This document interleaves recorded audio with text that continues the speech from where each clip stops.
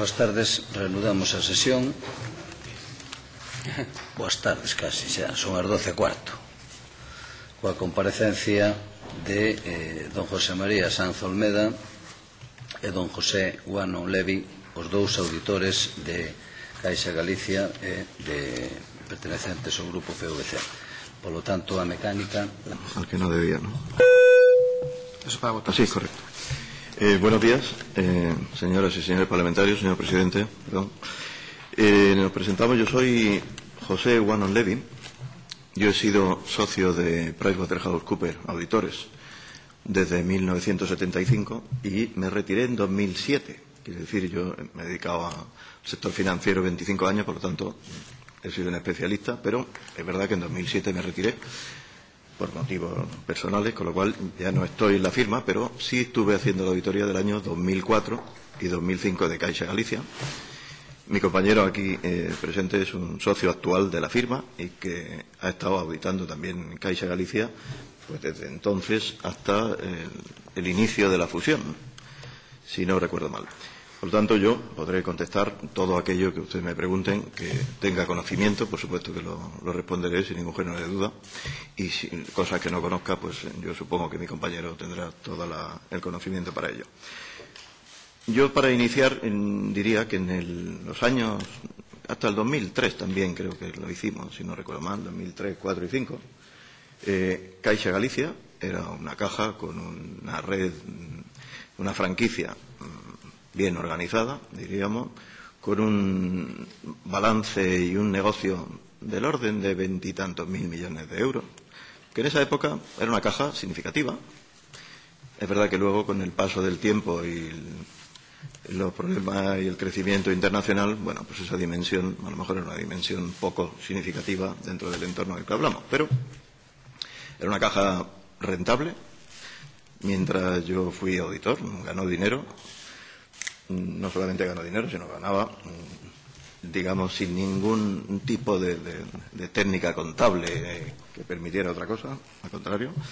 Y yo primero y luego mi compañero hemos presentado al Consejo de Administración de la Caja toda la información de forma anual.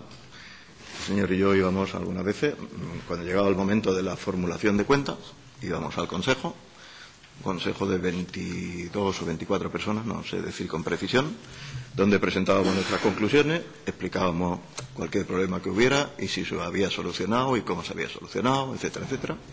Y siempre tuvimos, digamos, transparencia, puerta abierta, siempre hemos dicho lo que hemos querido decir, nunca hemos tenido ninguna presión de ningún tipo para no decir lo que queríamos, con lo cual, y para ponerlo en los informes. Por lo tanto, de esos 2 años... Es verdad que hace 9 años es difícil recordar detalles precisos, pero sí recuerdo esas presentaciones y detalles y explicaciones y, por supuesto, el informe de Banco de España que hacíamos con toda precisión, reuniones con Banco de España, que le tengo que decir, yo en 25 años de profesión en el sector financiero, las reuniones con Banco de España eran normales para todo el sector. Yo posiblemente habré trabajado en cualquier entidad financiera que había en España en esos momentos, por lo tanto, he estado 25 años entrando y saliendo de Banco de España y de entidades financieras. Por lo tanto, la relación y la forma de trabajar era la normal como con cualquier otro. Llegado aquí, no sé si en este momento puedo decir mucho más que lo que he dicho, pero estoy abierto luego a cualquier pregunta o explicación que crean ustedes conveniente. Muy bien. Bueno, pues buenos días también, señor presidente, señores diputados. Como ha comentado el señor Guanón, pues acudimos como auditores de Caixa Galicia de los años 2004 al 2009 y sobre todo queríamos indicarles que dado que las citadas cuentas anuales pues tienen un carácter público y están disponibles, sobre todo queríamos centrar la exposición en los aspectos más relevantes sobre los que una auditoría de cuentas debe centrar su trabajo, sobre la normativa que tiene que aplicar, sobre cómo se debe relacionar con los organismos supervisores y, bueno, pues al final de la exposición también haremos referencia a algunos datos financieros que, aunque entendemos que estos, dado el carácter público de las cuentas anuales, ya están disponibles. Les pedimos de antemano disculpas si el contenido es excesivamente técnico y, por supuesto, luego estaremos a su disposición para cualquier pregunta que estimen oportuna. En primer lugar, queremos sobre todo exponerles cuáles son los aspectos más fundamentales en los que consiste una auditoría de cuentas anuales. Un ejercicio que es muy normativo y que se desarrolla bajo un alcance de trabajo muy establecido. Por ello nos vamos a referir a algunos de los cuerpos normativos en los que bajo los cuales tenemos que realizar nuestro trabajo. En primer lugar, tenemos la Ley de Auditoría de Cuentas, que estaba vigente en aquellos años porque posteriormente ha cambiado. En aquel momento era la ley del año 88, posteriormente la ley en el año 2011 se ha modificado y fundamentalmente lo que dice es que los auditores tenemos que revisar y verificar las cuentas anuales, así como otros estados financieros, siempre de acuerdo con el marco normativo de la información financiera que está vigente en aquel momento, con el objetivo de emitir un informe de auditoría sobre dichos estados financieros. Básicamente lo que nos dice es que efectivamente que revisemos y evaluemos si esas cuentas expresan la imagen fiel de la situación financiera de la respectiva entidad bajo el marco normativo contable que se encuentre vigente. Asimismo, tenemos una norma técnica que delimita el informe complementario que tenemos que emitir para el Banco de España y que de alguna forma viene a explicar también el trabajo que tenemos que hacer los auditores de cuentas en las entidades financieras. Y básicamente esta norma, que también nos regula, lo que viene a indicar es que los administradores son los responsables de formular las cuentas anuales bajo el marco contable, las normas de información financiera o las articuladas del Banco de España, en cada caso, para expresar una opinión sobre esas citadas cuentas anuales basada en el trabajo que deben realizar, que requiere examinar mediante pruebas selectivas la evidencia justificativa de las cuentas anuales y evaluar si las mismas presentan bajo los criterios contables que están vigentes en aquel momento esa imagen fiel de la situación financiera. El alcance de nuestras pruebas, entre otras cosas, lo que nos dice la normativa es que evaluemos el entorno de control interno, que evaluemos con el objetivo de emitir un informe técnico la imagen fiel, el patrimonio, el activo, el pasivo, los flujos de efectivo y, sobre todo, lo que nos indica también es que una auditoría de cuentas anuales no es un ejercicio que permita, a través de sus pruebas, asegurar que se puedan detectar todos los errores o irregularidades que pudieran cometerse. Si bien, en el caso de que los mismos se produjeran, obviamente tendríamos que comunicárselos a la entidad y ponerlos en conocimiento del regulador.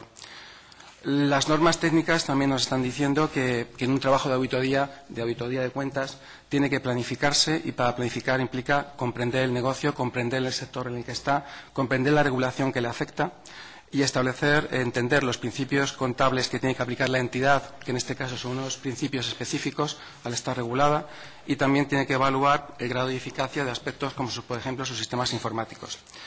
En este sentido, cuando planificamos nuestro trabajo de auditoría, analizamos cuáles son las áreas más significativas de cada entidad. Y cuando estamos ante una entidad financiera, como por ejemplo puede ser Caixa Galicia, pues las áreas más relevantes pueden ser las más conocidas, como es inversión crediticia, como son activos inmobiliarios con el devenir de los tiempos, el área de tesorería, el pasivo, tanto el minorista como el mayorista, los recursos propios, los coeficientes de solvencia y la cuenta de pérdidas y ganancias. Una vez que hacemos esta evaluación de cuáles son las áreas más significativas, en este caso una entidad financiera, tenemos que evaluar aspectos como, por ejemplo, ese entorno de control interno. Hay que establecer unos programas de trabajo que, en base a la medición de los riesgos, determinen también los tamaños y alcances de las pruebas y las muestras que tenemos que verificar. Es evidente que como auditores no podemos revisar la totalidad, hacemos una selección de muestras en cada uno de los casos. Tenemos que evaluar, por ejemplo, los entornos informáticos. Para esos entornos informáticos son capaces de hacer frente y responder a las necesidades que tiene una entidad para poder reflejar su situación contable. Y también tenemos que evaluar nuestro trabajo bajo un concepto que se llama de importancia relativa, concepto que al final lo que viene a determinar es pues la magnitud de un error que podría ser tolerable en función de las circunstancias y en función también de cada una de las entidades. Este término al final lo que viene a decir es el corte que hace el auditor por debajo del cual no verifica determinados temas, porque de nuevo, como les indicaba, sería imposible que viéramos la totalidad de los apuntes contables. Con respecto a la normativa contable, sí queremos indicar que es bastante relevante, ya que estamos ante un sector claramente regulado. Y fundamentalmente el marco normativo el que tenemos que actuar es aquel que establece cuáles son los principios contables y también cuáles son los niveles de recursos propios que tiene que contar una entidad financiera para poder operar. Por debajo de los mismos no podría. En ambos casos, en el sector en el que estamos, el marco normativo lo delimita el Banco de España. Hay otros marcos normativos también que son relevantes y que marcan las actividades que desarrollan, por ejemplo, las actividades comerciales que desarrollan las entidades financieras, y determinados de esos marcos ya no forman parte del alcance de nuestro trabajo, están emitidos por otros organismos reguladores, como puede ser la Comisión Nacional del Mercado de Valores. En consecuencia, Caixa Galicia desarrollaba su actividad en un sector altamente regulado, tanto a nivel contable como a nivel de coeficiente de recursos propios, y este es un aspecto relevante ya que es una excepción en nuestro entorno, porque Banco de España es de las pocas entidades supervisoras que emiten normas contables, además de hacer la supervisión. En concreto, sí queríamos explicarles que la normativa contable que estaba vigente en aquel momento era la normativa de la circular 4 del Banco de España, la circular 4 del año 2004. Fundamentalmente a partir del año 2005, ya que en el año 2004 todavía había otra circular contable, la 4 del año 91, que era la que estaba vigente. Básicamente esta norma lo que intentó adaptar fue, o lo que adaptó fue el marco normativo contable internacional, las normas internacionales de información financiera, y sobre todo era importante que introdujo dos conceptos de provisiones: la provisión específica para activos ya identificados como deteriorados y la provisión genérica. La provisión genérica queda establecida para un conjunto de créditos con independencia que los mismos no tuvieran todavía un marco de deterioro. La norma, la verdad es que la circular es muy extensa, es muy prolija y regula absolutamente todos los aspectos que afectan a la contabilidad de las entidades financieras, desde los criterios generales de valoración, desde cómo establecer la medición del deterioro de los activos financieros, cómo se valoran los activos no corrientes en venta o las asistencias, que es donde están incluyendo los activos inmobiliarios, cuál es el contenido de la memoria de una entidad financiera y, sobre todo, muy importante, y el anejo 9 de la circular, que se establecen los principios contables bajo los cuales se establece el criterio de determinación de las provisiones. Clasificar los activos como activos normales, como activos dudosos o como activos subestándar, siendo estos últimos los que, no siendo todavía deteriorados, ya tienen alguna señal de potencial deterioro para el futuro. La provisión específica para activos dudosos se establece en función de un calendario que tiene en cuenta tanto las garantías que tiene cada uno de los créditos como la fecha de vencimiento, la fecha desde que se produjo la situación de morosidad. Por el contrario, la provisión genérica, como les indicaba, es un cálculo estadístico que se aplicaba a todos los créditos con independencia de que estuvieran vivos o no. En este sentido, debemos indicarles que la circular de Banco de España ha sufrido claramente numerosas modificaciones en el curso del tiempo. En el propio año 2010, ya con posterioridad a nuestra auditoría, ya entró en vigor una nueva circular que modificaba los sistemas de cálculo de las provisiones, estableciendo criterios distintos tanto para las provisiones de insolvencias como para las provisiones de activos inmobiliarios. Con posterioridad se han promulgado dos reales decretos leyes que se han convertido en circulares en el año 2012, que están requiriendo, fruto de las circunstancias económicas, unos requerimientos de provisiones bastante más elevados que los que estaban en vigor cuando nosotros estábamos efectuando en aquellos años nuestro ejercicio de auditoría.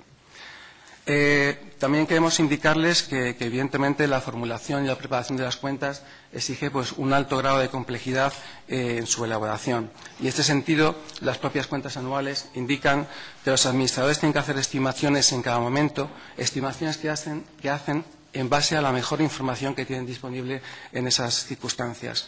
Estimaciones que la propia memoria indica que el devenir de los tiempos, que los acontecimientos pueden obligar a que las mismas se modifiquen y que, en consecuencia, una vez que eso se materializada, tendrá que reflejarse en las cuentas anuales del año en que esa situación se haya producido.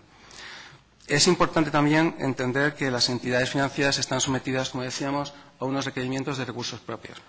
Esos requerimientos también cambiaron en el periodo en que fuimos auditores. Cuando empezamos a ser auditores estaba en vigor la circular 5 del año 93 y posteriormente, en el año 2008, entró la circular 3 en vigor, la circular 3 del año 2008.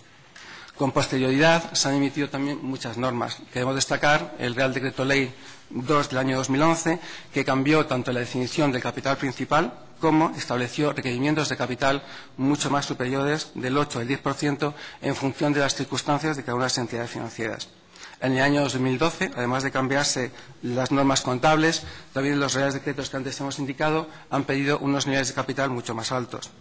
También, desde que fuimos auditores, se han producido ejercicios como la auditoría del sistema financiero en el verano pasado y también este año va a entrar en vigor un nuevo Real Decreto que, a partir del 1 de enero del 2013, pide un capital del 9% a todas las entidades financieras.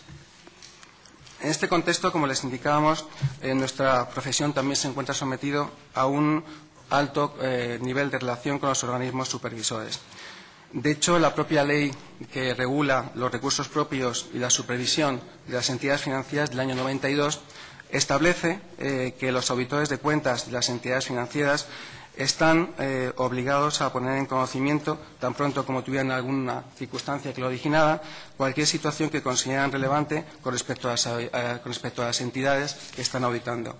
Este aspecto ha venido a ser corroborado por la Ley 1 del año 2011, en el que regula la Ley de Auditoría de Cuentas, en el que también establece que los auditores de cuentas anuales están obligados a reportar o a Banco de España, o a la CNMV, o a la Dirección General de Seguros, cualquier situación que fuera relevante y que afectara a la entidad tan pronto como la conocieran.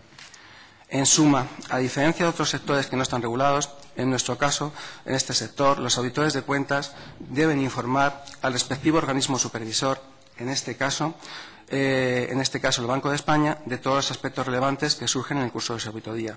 En este contexto, al igual que hacemos en cualquiera de las entidades financieras que auditamos, mantenemos informado al regulador de nuestro trabajo de auditoría, tanto desde el inicio como de su desarrollo, como previa a la emisión de nuestros respectivos informes. Como auditores de Caixa Galicia, como hemos indicado al principio, auditamos los ejercicios 2004 al 2009, objeto de esta comparecencia.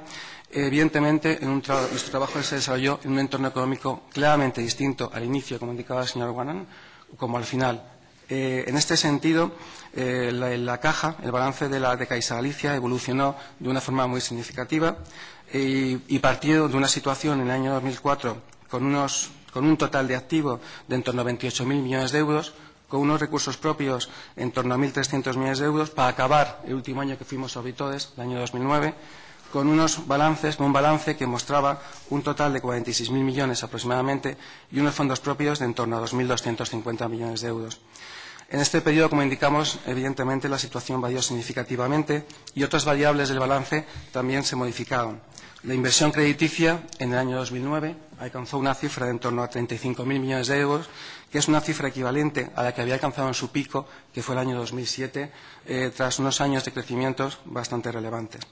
Los depósitos de la clientela alcanzaron o evolucionaron desde el año 2004, en que empezamos a ser auditores, de en torno a 15.000 millones de euros, hasta alcanzar una cifra final de en torno a 28.500 millones de euros en el marco del crecimiento que tuvo la entidad. En concreto, el último año experimentaron solo el último año una variación de más depósitos de en torno a 2.000 millones de euros. El margen de intereses, lógicamente, si la entidad estaba creciendo, también evolucionó de forma relevante, empezando en una cifra cercana a los 400 millones en el año 2004, a concluir en una cifra de en torno a 670 millones en el año 2009. En este sentido, se mantenía más o menos, 2009 tiene una cifra parecida al año 2008, en torno a 650 millones de euros, y algo mayor que el año anterior, que fueron 580, el año 2007. El empeoramiento de la situación económica a partir del 2008 ya se empezó a mostrar en las cuentas anuales de Caixa Galicia y, de hecho, ya en el año 2009 los activos dudosos mostraban una cifra aproximada superior a 1.800, en torno a 1.900 millones de euros. En este sentido, el propio beneficio de Caixa Galicia también evolucionó desde unas cifras iniciales hasta unas altas para acabar en una cifra final en el periodo en que fuimos auditores de 90 millones de euros. En ese sentido, nuestro trabajo como auditores, de acuerdo con la normativa en vigor, requirió que emitiéramos una serie de informes. Emitimos los informes de auditoría de los años en que fuimos auditores, emitimos los informes complementarios a los de auditoría que pide el Banco de España y los informes de control interno. La emisión de dichos informes, como antes indicábamos, se desarrolla en el marco normal de la relación que tenemos con los supervisores, como indicábamos, durante el curso de nuestro trabajo, como hacemos con todas las entidades financieras. Y nuestros informes de auditoría recogieron las conclusiones de nuestro trabajo tras completar los procedimientos que establecen nuestras normas y completar los análisis sobre la entidad, sus activos, pasivos y su cuenta de resultados, así como el cumplimiento en esos momentos del nivel de recursos propios. Y, por último, también indicarles que dichos informes se emitieron en base a la revisión de las cuentas anuales de acuerdo con la normativa contable y de recursos propios que se encontraba vigente en esos años y también con las circunstancias que se manifestaban en aquellos años. Hasta aquí, pues, nuestra exposición. Estamos a su disposición para atender cualquier consideración que estimen oportuna e intentaremos responder a todas las preguntas. Les damos gracias por su paciencia. Gracias.